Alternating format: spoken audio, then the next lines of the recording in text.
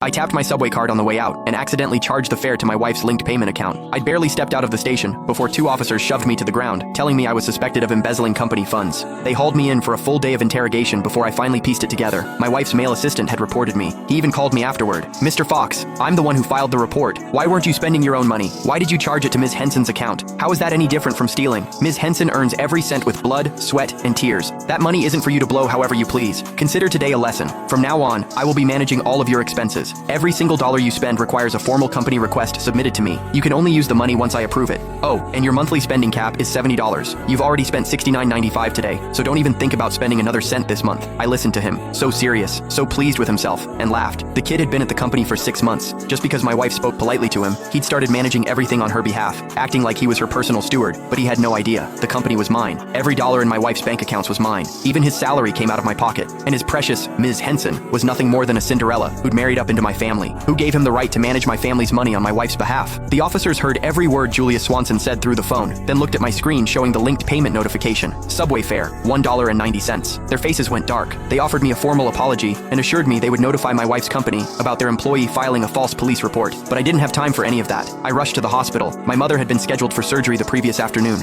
She needed my signature. I never expected to get dragged away the second I stepped off the subway. A full day and night lost. I didn't dare imagine how much her condition might have deteriorated. I burst through the hospital doors and nearly collided with the doctors, who grabbed me by the arms. "Hurry, Mr. Fox, sign now so we can prep for surgery." I signed as fast as my hand could move, then ran to the billing counter. I handed over every bank card in my wallet. The nurse slid them all back across the counter. "Mr. Fox, there's nothing in any of these accounts." My blood went cold. "That's impossible. These cards have tens of millions between them at the very least. How can there be nothing left?" Julia Swanson's words from earlier flashed through my mind, and it hit me. He must have transferred every last cent out of my accounts. I pulled out my phone and called my wife. A few rings, then the line connected. "Honey, But instead of her voice, Julia Swanson's impatient tone cut through the speaker. "Mr. Fox, are you serious right now? Give it a rest. So your spending got restricted. Is that really worth running to tattle about? Let me save you the trouble. Complaining won't change anything. Ms. Henson personally told me to rein you in." I swallowed the anger clawing up my throat. There was no time to argue with him. I got straight to the point. "I'm at the hospital. I need money. Transfer my funds back. Now. Or put my wife on the phone. I need to speak with her." His voice came back through the line, dripping with self-importance. "Ms. Henson is busy. She doesn't have time for your little problems. She's given me full authority to handle this. You need money? Sure. Do what I told you. Submit a formal company request.